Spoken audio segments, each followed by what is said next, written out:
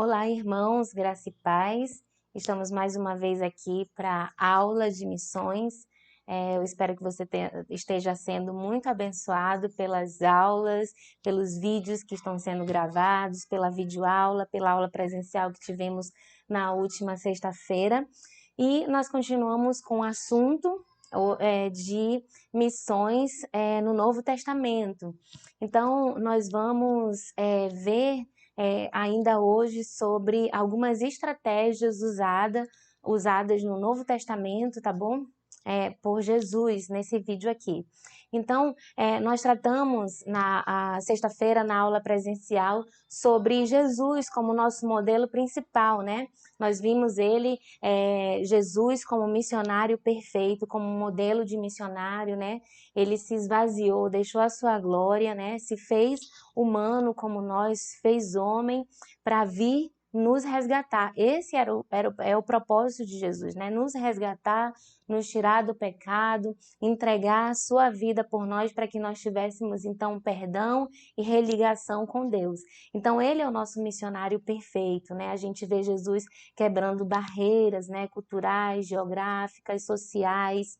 E ele é o nosso exemplo de como nós devemos também alcançar as pessoas, exemplo de amor que nós devemos ter para com as pessoas, né? Jesus é o nosso modelo perfeito.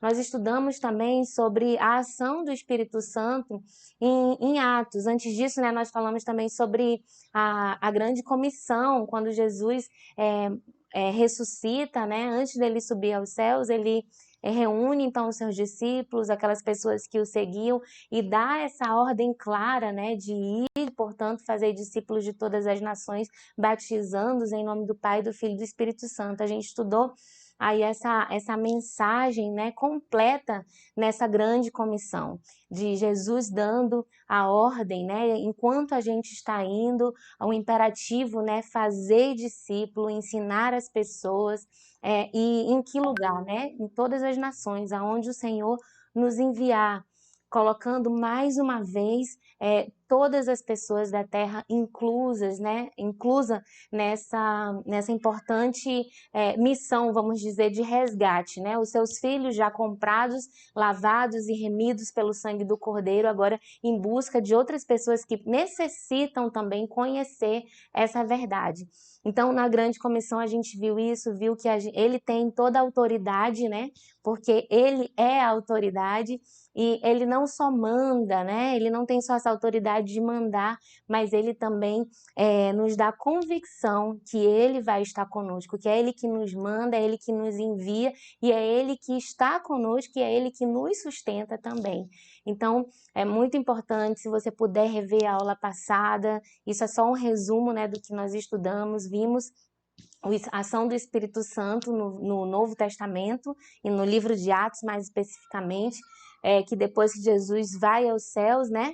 Então ele deixa também a promessa que os discípulos seriam revestidos do poder, que ele estava indo, mas ele ia deixar o Consolador. E o Consolador, né, também é o que dá a força para que os discípulos concluíssem as missões. A gente estudou aí no livro de Atos os discípulos um pouco relutantes, né, não tinham compreendido totalmente a missão que eles deveriam fazer, né? Eles estavam olhando somente para dentro de si, ainda pensando isso aqui é só para nós, mas com a descida do Espírito Santo, né, no mesmo momento a gente vê Pedro, né, com ousadia, com intrepidez, pregando e pessoas se convertendo, então daí dá início, né, a expansão da igreja. Também pela perseguição, mas toda a força que eles tinham para se mover durante a perseguição, apesar da perseguição, era a própria ação do Espírito Santo. E esse Espírito Santo é o mesmo Espírito que nos move hoje, que deve mover a igreja e nós pessoalmente para também cumprir essa grande comissão. É o Espírito Santo que vai tirar todo o medo, todo o receio, né? E nos dar a força que necessitamos, a intrepidez que necessitamos para cumprir a missão. E é ele que vai convencer o homem do pecado, da justiça, do juízo, é ele que vai falar com o pecador, né? Não vai ser pela nossa força, mas tudo a ação do Espírito Santo, tanto naquele que fala como naquele que recebe.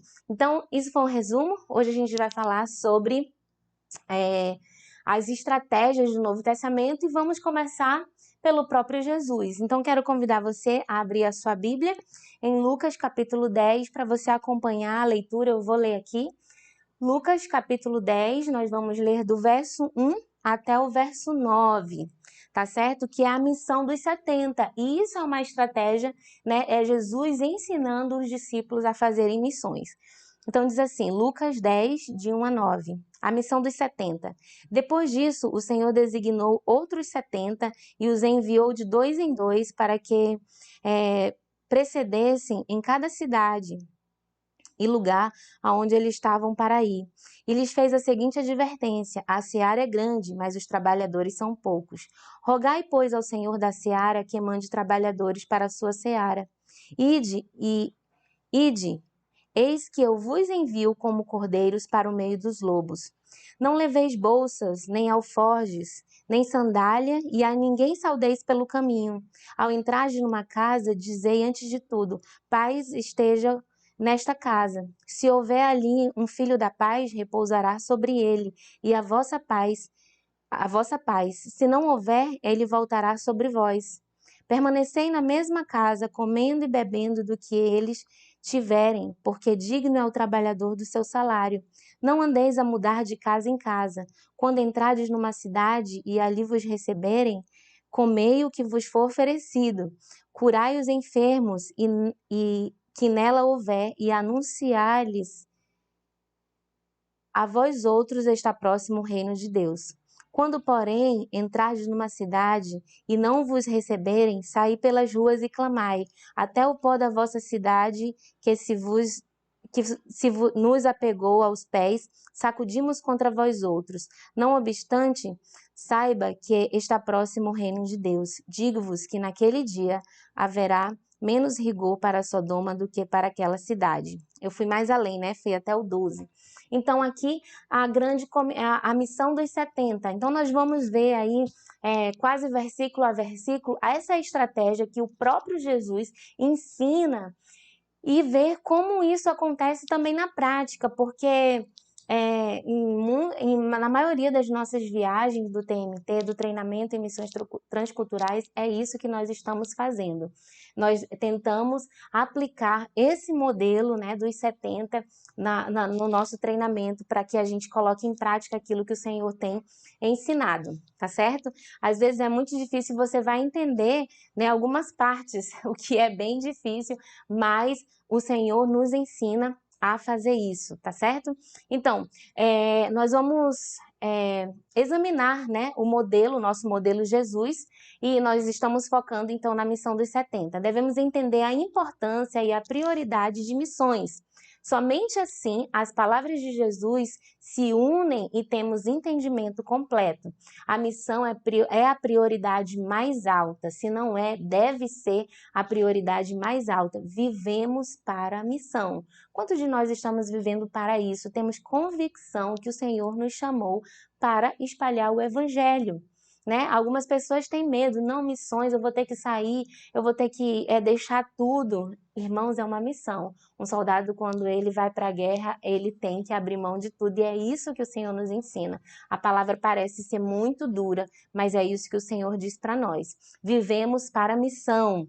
Deus ama os povos perdidos. É mais importante do que comida, do que vestimenta, do que família e até a nossa própria vida. Devemos fazer duas coisas, então. Rogar ao Senhor da seara que mande trabalhadores. Diz isso no versículo 2, né?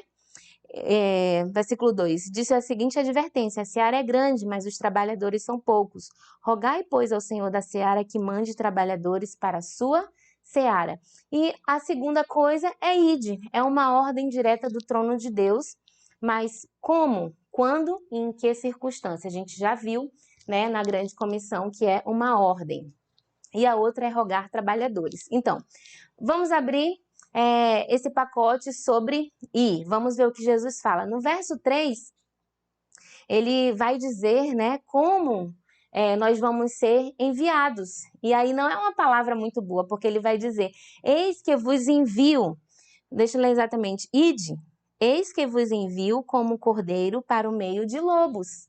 Você tem noção do que essa frase está dizendo? Jesus está dizendo, olha, vocês vão, mas a maneira que eu estou enviando vocês, vocês estão indo como cordeiros para um curral cercado, né, cheio de cordeiros também. Não, eles estavam indo para o meio do perigo, cercado por lobos, né? Então, não são palavras de ânimo, entretanto, é para mostrar uma realidade no campo. É isso que acontece, nós vamos sofrer, né? O terreno, o povo ou qualquer lugar são contestados. Existe uma força contra missões, contra o missionário que quer roubar, matar e destruir. O inimigo, né? O inimigo das nossas almas não quer que a gente realize a missão, né? Ele não quer que a gente ganhe pessoas para o reino de Deus. Então, existe uma batalha, né? Existe uma força contra missões. Certamente foi o caso do próprio Jesus. Ele veio cumprir a sua missão, né, de resgatar o pecador, e ele sabia que ele estava vindo para morrer, né? Esse era o propósito dele, morrer por nós. Mas existiu várias forças. Ele foi tentado, né, pelo diabo. Pedro falou com ele, olha, Jesus não fala isso, né? Você não vai morrer. Então ele teve várias coisas contra que ele pudesse cumprir a sua missão. Isso também vai acontecer conosco. Nós devemos ter isso em mente e acordar que estamos indo para uma missão, né? Para uma guerra onde nós vamos ter que guerrear. Uma batalha vai ser uma batalha para conquistar almas de qualquer lugar do mundo, quer seja a Índia, a China, aqui mesmo no Brasil, Timor-Leste. Deus está dizendo que precisa alguém compromissado e corajoso para ir. Nós precisamos ter coragem de sair da nossa zona de conforto para entrar no meio de lobos, né? Se a gente quer resgatar uma alma, a gente vai correr risco. Eu lembro bem da segunda viagem que a equipe de missões fez para a Guiana Inglesa, né? Eu não sei quantos de vocês sabem, mas a gente vai sair daqui de Manaus até Boa Vista, de Boa Vista pega um ônibus até o Iramutã, e quando chega já nessa cidade fronteira, a gente tem que atravessar um rio e já está na Guiana. Mas para chegar na tribo de Paramacató, onde a gente vai, só dá para ir de caminhão, um caminhão grande do exército, e não tem uma estrada, não tem um caminho aí bonito, asfaltado para isso, não. Você vai subindo as montanhas, andando por cima das montanhas, às vezes na montanha mesmo, que você olha e tem uns 5 centímetros aí, já é um abismo. E a segunda viagem que a gente fez, eu estava liderando essa equipe, né? Eu fui sozinha com eles até chegar na vila de Paramacatói, e era eu e a pastora Maiá liderando, mas eu estava como a líder principal.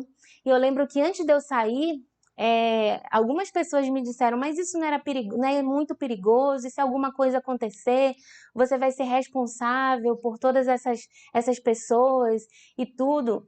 E eu comecei a ter muito medo. Eu lembro que nessa viagem, especificamente a outra eu estava liderando também, mas eu não era a líder principal, mas eu estava sozinho nesse caminho, então eu já sabia dos perigos e eu estava me questionando, Senhor, por que que eu estou aqui? Por que que eu estou fazendo isso? Por que que eu estou trazendo esse grupo, né? Todas essas pessoas debaixo da minha responsabilidade. E começou a vir o medo sobre mim, porque nós estávamos viajando à noite, não tinha às vezes não tinha muita visibilidade, né? Só a luz da lua clareando e o farol ali na frente daquele caminhão, a gente passando por penhasco, na beira do rio, na beira da montanha, né?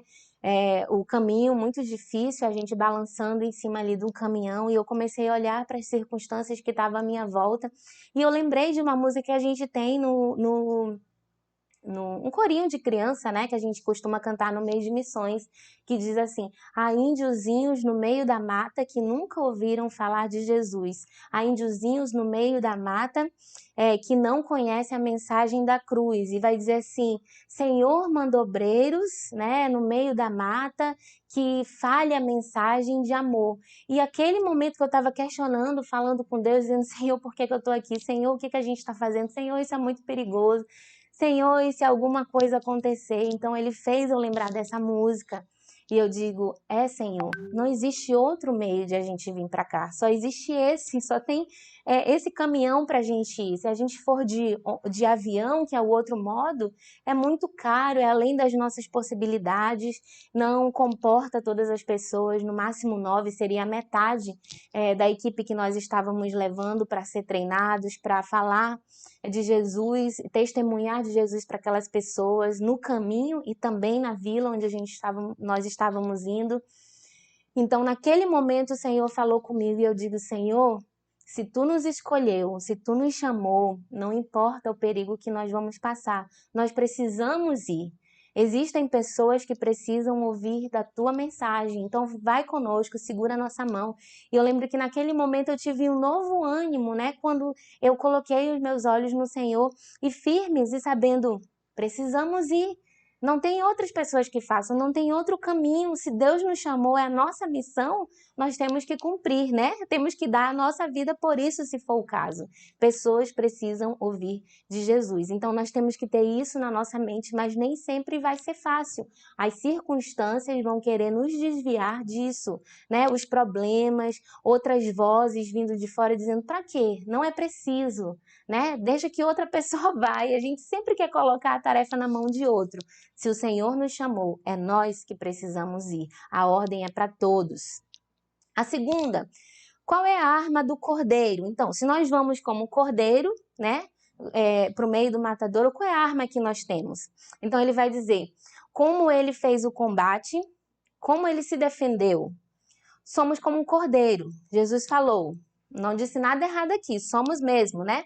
Então, vamos colocar uma pergunta de forma diferente. Como o Cordeiro salvou o povo de Deus no Velho Testamento?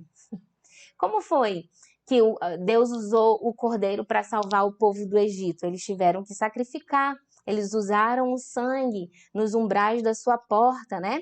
Justamente para resgatar, né? Para salvar, livrar a casa deles, os primogênitos, né? Quando então o anjo passasse naquela noite. Então, não é uma imagem que nós gostamos de ver. Por exemplo, o Cordeiro deu a sua vida para salvar as pessoas. Como nós vamos resgatar almas por onde Deus mandar?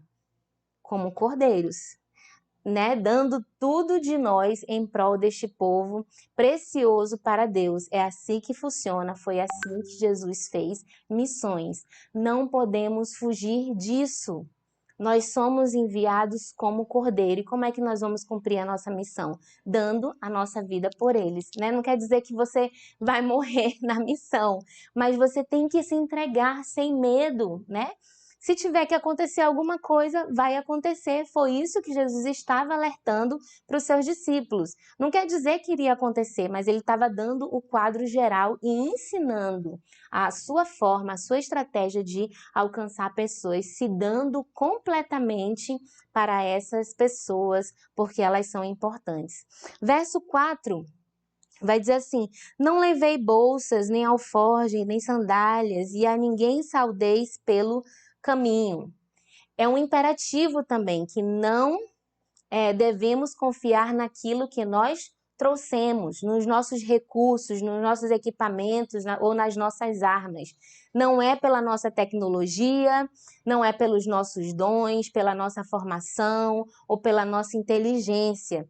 Tem que ser poderosamente claro que nós estamos vindo ou indo em nome de Jesus e confiando somente nele. Então, quando Jesus fala sobre isso, né? Sobre não levar nem bolsa, nem alforje, nem sandália, ele está dizendo o quê? Não é na nossa força, nós não devemos confiar, né? Não, nós só vamos fazer quando nós tivermos o dinheiro completo. Não, nós só vamos fazer quando eu tiver todas as condições. Não, eu só vou fazer quando eu tiver toda a segurança. Não é assim que funciona, não no modelo bíblico, não no modelo de Jesus. Nós devemos ir na dependência do Senhor. Claro, você não vai deixar de se preparar, você não vai deixar de estudar, você não vai deixar de levantar os recursos, nada disso. Mas a sua confiança não está em nada disso, porque simplesmente se falhar. Por exemplo, você sai do seu país com... geralmente é assim que o missionário faz, né? Ele leva o dinheiro consigo, mas isso não dá para ele viver todo o tempo que ele vai viver ali. Ele vai com promessas de oferta. Promessas de pessoas que vão orar por ele, promessas de pessoas que vão ofertar para o tempo que ele vai estar ali, tanto para o seu sustento como para o próprio sustento do ministério, né? Então, se ele sai com tudo planejado, mas a sua confiança está nisso, ele já está indo errado, porque a confiança deve estar em Deus. Porque se alguém falhar, uma coisa que nós devemos aprender, irmãos, se Deus nos chama, é Ele que diz que está conosco, é Ele que diz que vai estar conosco todos os dias, em qualquer lugar do mundo que Ele nos enviar. Nós precisamos obedecer ao Senhor e Ele vai entrar com a sua fidelidade, porque Ele é sempre fiel. Pessoas podem falhar com você. Pessoas que disseram que vão orar podem deixar de orar. Pessoas que disseram que iam contribuir, eles podem deixar de contribuir. Mas o Senhor, Ele não vai deixar você sozinho. Então, nossa confiança deve estar no Senhor, né? Senão, o que acontece se a nossa confiança estiver nessas coisas, né? Na tecnologia ou na nossa inteligência? Chega lá, você vai ver que tudo aquilo que você preparou talvez não seja suficiente para suprir a necessidade daquele povo, não seja suficiente. Você tem que depender totalmente do Senhor, né? Não temos que ser poderosamente claro que nós estamos vindo em nome de Jesus e confiando somente nele. A nossa fé depende, né, se encontra em credibilidade perante um povo que conhece muito bem recursos, forças e influência deste mundo. Mas nós não somos influenciados por isso, né? Somos influenciados por Deus, a nossa força é nele. Nossa confiança e paz deve ser palpável e evidente, porque dizemos que somos servos do Altíssimo, então nossa confiança deve estar nele. No caso que vemos, né, que a nossa confiança está em outro lugar, somos considerados como charlatões, né, ou como enganadores, o que é pior. Então, se nós estamos pregando que alguém deve confiar em Deus, né, entregar sua vida a Deus, Ele ser o seu Senhor, que nele que devemos colocar a nossa fé, nós devemos fazer isso também, né? Não deve estar nos recursos. Até porque quando você chega num campo, você descobre que você nunca tem o suficiente, você não tem o suficiente para fazer, né? Você pode ser pastor há anos, você pode ter toda a experiência do mundo, você pode ter várias credenciais, mas se não for o Senhor, se não for o Espírito Santo agindo, serão só palavras. Você precisa depender totalmente do Espírito Santo para que as pessoas vejam isso na sua vida, para que o Espírito Santo toque na vida delas, para que elas se rendam a Cristo, né? É o Senhor, é o Espírito Santo que convence, é o Senhor que dá o crescimento. Então, cabe uma palavra sobre dinheiro aqui. É notável que Jesus não tocava em dinheiro, ou deu para os 70. Pensamos que vamos fazer missões quando tiver dinheiro, quando eu tiver tudo. Para Jesus, que dormiu no chão, que não tinha casa própria, nem lugar para reclinar a sua cabeça, dinheiro não era necessário para missões. Não foi um problema, porque nós não vemos Jesus falando sobre isso. Pode ser visto que para Jesus dinheiro é um obstáculo em missões. Por isso, ele evitou e não confiou no dinheiro. E nós? E você? Né? Quais são os seus pensamentos em relação do dinheiro, né? Em relação ao dinheiro? Alinham como modelo de Jesus ou temos outros pensamentos mais modernos? Esse assunto é grande, né? Mas vamos pelo menos ver e observar a vida de Jesus, Paulo, Filipe, Pedro, Timóteo. Nenhum desses a gente vê eles colocando importância no dinheiro. tá certo? Então, Jesus deixa esse modelo. E nós devemos ter em mente, por exemplo, quando nós vamos ao campo missionário, a equipe sendo treinada, nós vamos comer o que as pessoas comem, nós vamos viver da maneira que as pessoas vivem, nós tentamos fazer como Jesus está dizendo, né? Se você encontra uma casa, né? A gente vai ver mais na frente, nós permanecemos nessa casa, nós comemos aquilo que nos é oferecido, nós queremos viver no nível do povo, né? Para que a gente possa ter comunhão, para que a gente possa ter relacionamento e para que o dinheiro não faça a diferença naquilo que nós estamos levando, né? Claro que nós vamos nos precaver, como eu falei, nós vamos levantar recursos necessários para que a gente viva nesse lugar, mas as coisas podem não ser assim, podem falhar, mas o Senhor sustenta e Ele nos dá um modelo correto de fazermos missões. Devemos ser focados na missão que temos. Não é permitido que a gente adote também uma agenda completa, o desejo ou preocupação de outros. Não deixe que algo tire a prioridade da missão. O Senhor que nos regimentou. A ninguém saudais pelo caminho. Não vamos nos distrair com outras coisas ao longo do caminho. Nós temos uma missão a ser cumprida, né? Vamos lá evangelizar. 4. Vamos ler o que diz aí no versículo 5 e 6. Diz assim: ao entrardes numa casa, dizei antes de tudo, paz seja nessa casa. Se houver ali um filho da paz, repousará sobre ele a vossa paz. Se não houver, ela voltará sobre vós. Então, se encontramos a palavra paz ou filhos da paz, fala que nós devemos ficar na casa de alguém que nos aceite, né? Alguém que entenda o ministério que nós estamos fazendo, alguém que tenha sede ou que queira ajudar, né, nesse ministério. Então, pode falar das casas, nós podemos falar sobre as casas que nós encontramos paz. Em várias de nossas viagens nós encontramos isso, pessoas que não nos conheciam e que nos acolheram no momento que nós precisávamos, né? Eu lembro que eu tive um problema voltando do Timor-Leste.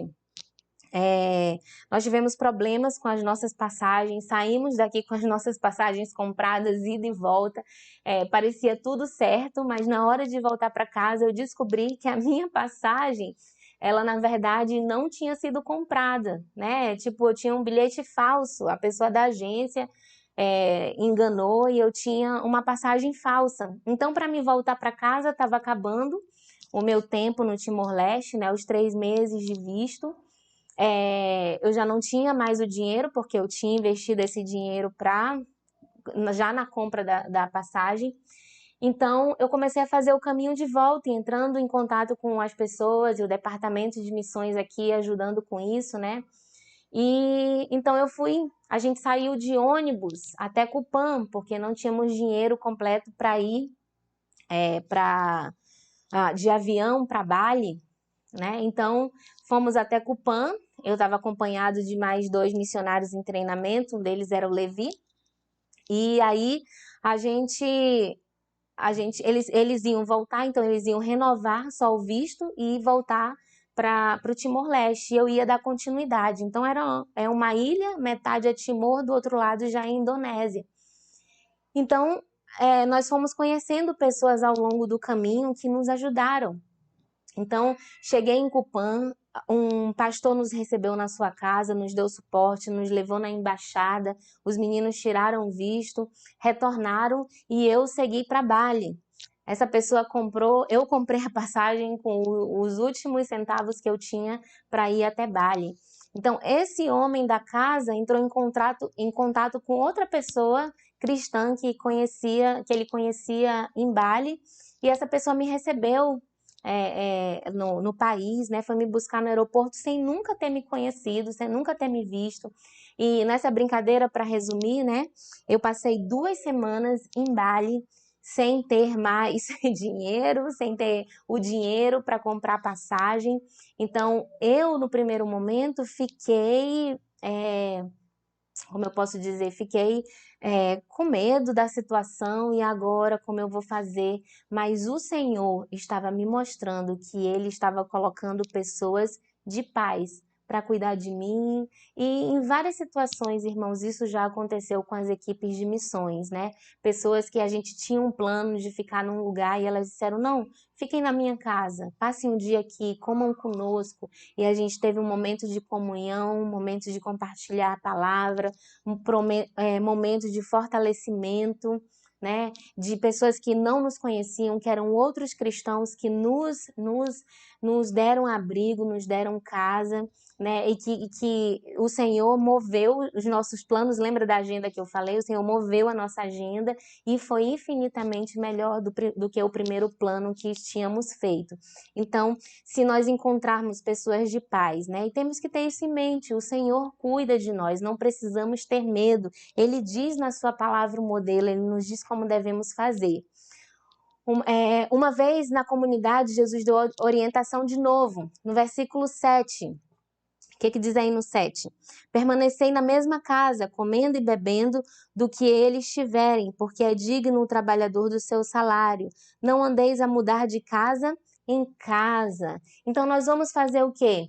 Vamos para um hotel? Vamos comer aquilo que nós estamos acostumados? Não, irmão, vamos comer aquilo que nos é oferecido, né? Porque as pessoas querem contribuir, as pessoas se ligam conosco quando a gente come o mesmo que elas. Você não gosta que alguém chegue aqui na sua casa, na sua cidade ou no interior e diga, eu não como isso, não, eu não gosto disso. Você pode não gostar, né? Porque você não está acostumado, porque não é a sua cultura, alguma coisa assim. Mas você come, né? O Senhor ajuda você, o Senhor dá graça. E isso é o papel do missionário, é sacrifício, é se sacrificar, né? Porque você quer criar um relacionamento com aquelas pessoas. Isso não é ser falso ou alguma coisa, não, é sacrifício, é deixar o seu conforto, a sua comodidade para se aproximar das pessoas. Então, permaneça nessa casa, coma aquilo que for oferecido. Isso é uma das lições principais na vida de um missionário. A primeira coisa que ele deve aprender, né, é se familiarizar com o povo, né, nessa questão de alimentação, de costumes, né? Claro, aquilo que não fere, né, os nossos, o ensinamento bíblico, tá certo? Em relação a costumes. Entretanto, alguém pode dizer que estamos explorando a pessoa da casa de paz, mas a palavra diz duas coisas ao respeito disso. Primeiro, o obreiro é digno do seu salário ou hospedagem. Também diz que devemos oferecer a paz do Senhor. Temos algo a dar. Pessoas que nos recebem, que recebem missionários, pessoas que são hospedeiras com o missionário, com o povo de Deus. Essas pessoas também são abençoadas pelo próprio Deus. E nós temos algo a dar, nós temos a palavra do Senhor, estamos ali com uma missão. Então, os propósitos do Senhor se juntam, o Senhor age da maneira que Ele quer. Então, é errado, né, esse pensamento de que nós vamos explorar. Não, o Senhor nos ensina esse modelo. Nós estamos dando algo, nós estamos trabalhando em favor daquela casa, em favor daquela região, em favor daquele país ou daquela cidade, daquele povo, né? Mas a palavra diz duas coisas. Deixa eu voltar aqui. Então, a presença e a bênção do Senhor não é pouca coisa, é o máximo que nós temos, né? Deus cuida do obreiro e cuida das pessoas que servem o povo de Deus, né? Que está servindo em nosso favor. Será que não seria melhor do que pensar no dinheiro, né? Nós estamos oferecendo mais do que dinheiro, nós estamos oferecendo a bênção do Senhor, estamos compartilhando do Senhor. Duas vezes, né, é dito que não devemos mudar de casa, então nós devemos pensar nisso, o que é importante. Eu lembro também, uma vez, no meu treinamento mesmo, né, o pastor Tomás falou para mim que se uma pessoa, eu me incomodava talvez se alguém estava querendo me abençoar, né, E ele disse, por que você está privando que a bênção de Deus recaia sobre a vida dessa pessoa? Porque quando alguém abençoa, né, oferta para o trabalho do Senhor, quando alguém abençoa um missionário com oferta, o Senhor está derramando bênçãos sobre a vida dessa pessoa. Então, no campo missionário é a mesma coisa. Aquela casa que nós encontramos paz, que a pessoa oferece abrigo, que a pessoa oferece alimento, o Senhor está colocando a sua bênção sobre aquela família, sobre aquela casa, sobre aquela família, tá certo? Então, vamos continuar aqui, tá quase acabando. Versos 7 e 8. A gente já leu 7, né? Vamos ver o 8. Quando entrares numa cidade e ali vos receberem, comei do que for oferecido. Nós já falamos sobre isso, né?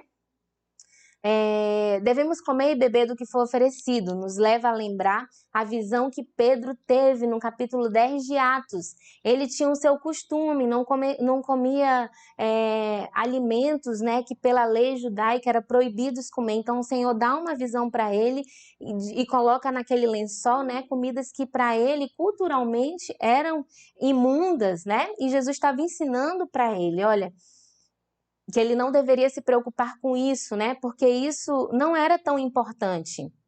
Então, creio que a missão do Senhor e a salvação de almas é tão importante que Jesus está deixando bem claro que nossos hábitos culinários não devem impedir o nosso testemunho e o relacionamento com o povo de Deus. Nós devemos nos sacrificar. Você não come algo? Isso não é importante. Isso não é a coisa mais importante, então você tem que deixar de lado os seus costumes, a sua cultura, a sua culinária, o seu gosto refinado pela comida para alcançar as pessoas, né? Parece algo simples, mas nós já vimos várias situações, uma atitude de comer, né? Essas coisas, de comer algo, né? Que não é do nosso costume, pode abrir portas. E do contrário também pode fechar portas. Então Jesus está levando, né? Levando de novo, né? Levantando de novo essa importância da nossa missão, de forma bem prática, né? Porque Jesus vivia isso. Ele saía com seus discípulos, né? Sem levar alimento e chegava naquele lugar e comia aquilo que era oferecido. Então nós tivemos essa experiência também em Moçambique, né, de comer aquilo que era nos oferecido, culturalmente é bem diferente, né, o que comíamos aqui, o que comíamos lá. Eu lembro, e talvez a gente pode até mostrar um vídeo do Pastor Abel, vocês vão conhecer ele, quem não conhece ainda, em vídeos mais para frente, onde ele fala sobre isso, né, que quando nós chegamos lá, ele disse assim, como é que essas pessoas vêm e na mente dele, né, de um país melhor que o meu e se submete, né, a andar como nós andamos, a comer o que nós comemos, a dormir nas mesmas condições, né, e ele estava dizendo, por que eu não? Por que eu não vou fazer isso? Por que eu não posso fazer isso? Então, o nosso testemunho também, as pessoas estão olhando, estão nos observando como nós nos comportamos. Então, precisamos deixar tudo aquilo que não é importante de lado com a missão, para cumprir a missão, né, de resgatar as almas, tá bom? Porque isso pode ser um empecilho muito grande, né? Eu falei em alguns vídeos anteriores que quando eu saí, eu levei farinha, levei leite condensado, levei algumas coisas que eu achava que eu precisava, né? E talvez você precise, você queira, mas você não pode jamais negar de comer aquilo que lhe oferecem, né? Isso faz parte para você ter relacionamento, para você abrir muitas portas com pessoas. Pessoas estão lhe observando ao seu redor. Oferecemos mais uma coisa no versículo 9. O que é que diz aí? Curai os enfermos que nela houver e anunciai-lhes a vós outros está próximo o reino de Deus. Então, o que é que nós oferecemos? É uma consequência da paz. A presença de Deus, quando é real, cura, sara a mente atribulada, o corpo enfermo, né? O corpo doente, né? Alivia um coração angustiado, restabelece esperança e renova relacionamentos. A presença do Senhor faz tudo isso. Acreditamos na cura física, claro, o Senhor age curando, né? fisicamente. E tem outras curas, né? Curas de espírito. Deus vai efetuar através do trabalho missionário, vai alcançar pessoas, vai trazer a sua presença real para o meio dessas pessoas. Vai servir como testemunho do poder de Deus e do amor de Deus. Assim vai haver transformação de vida e vai estabelecer o reino de Deus naquela terra. Eu lembro de um testemunho da missionária Anabel, quando nós chegamos no Timor-Leste, em 2019, ela contando quando ela chegou na vila de Barreiro, que ela conheceu o chefe da vila, ele permitiu que eles começassem, iniciassem o trabalho, né? Principalmente eles foram com o objetivo também de construir casas para aquela vila, mas também de pregar o evangelho, principalmente, né, de pregar o evangelho para aquele povo. E ela contando, esse é testemunho da Anabel, que ela chegou e eles não tinham casa para morar, então eles ficaram na casa, né, do chefe da vila. E então eles comiam o que eles comiam, dormiam do jeito que eles dormiam, e eles começaram então a ter relacionamento, a criar uma amizade. Então eles começaram a perceber que eles não estavam bem, né? O chefe daquela vila com sua esposa, eles não viviam bem porque ela não podia ter filhos. E na cultura ocidental, né, uma mulher não ter filhos é uma maldição. O marido pode deixar a sua esposa, trocar por outra, porque ela não pode lhe dar filhos. Então, quando a missionária chegou trazendo a palavra de Deus, conversando com ele e a sua esposa se converteram. Mas culturalmente ele estava sendo pressionado, né, porque a sua esposa não tinha filhos, porque ele era o chefe da vila, uma vila totalmente tomada por feiticeiros, né, por bruxaria. Então, ele estava indo contra toda a sua cultura, todo o seu costume, e ele era o chefe daquela vila, então ele tinha muita pressão. Então, um dia ela falou com eles, falou sobre isso, falou sobre o amor de Jesus, eles se converteram, se batizaram, mas a pressão era muito grande. Então, esse chefe saiu, foi para o alto da montanha, passou uma semana naquele lugar, e lá ele estava decidido, né, a deixar a sua esposa, porque ele não estava aguentando a pressão da cultura, tudo que estava em cima dele, mas ele voltou contando a experiência que ele tinha tido com o próprio Deus, Deus falando com ele, né, falando no seu coração, tratando sobre o amor. Então ele voltou, se reconciliou com a sua esposa e eles são ali hoje um dos crentes naquele lugar, e que toda a vila está vendo a diferença, o testemunho daquele homem, o que Cristo mudou na vida dele, está sendo luz para outras pessoas, mesmo ainda a maioria daquela vila estando envolvidas com feitiçaria, com macumbaria, né? Mas aquele homem que o Espírito, que Jesus alcançou, que o Evangelho alcançou o seu coração, transformou a vida dele, da sua esposa, da sua família, e está transformando outros por causa do seu testemunho, né? Agora, quando a pressão vem, ele demonstra e ele fala do amor de Jesus e ele não retrocede, né? Então, quando nós chegamos, quando ele recebeu, né, os missionários na sua casa, o Senhor abençoou, o Senhor agiu, o Senhor tocou de uma forma que transformou a vida dele, restaurou a sua família e em nome de Jesus vai restaurar, vai trazer libertação para toda aquela vila também. Então, é assim que vai haver transformação de vida e vai estabelecer o reino de Deus aqui na terra, né? Por causa de um homem, por causa de uma família, né? Nós cremos que a luz do Senhor está ali naquela vila, o Senhor está operando, está brilhando naquele lugar. Qual é a nossa mensagem?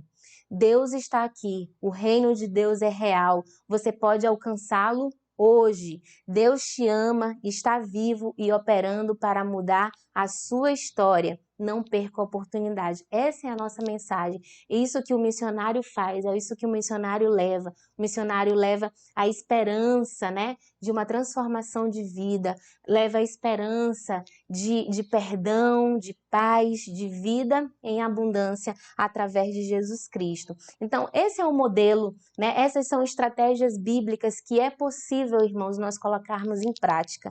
Mas isso exige sacrifício, exige entrega total, exige fé plenamente em Jesus Cristo, nesse Jesus que é o nosso modelo, nesse Jesus que deixou o mandamento, o modelo, a mensagem, o poder, e nós só precisamos ter fé para seguir nisso. Amém?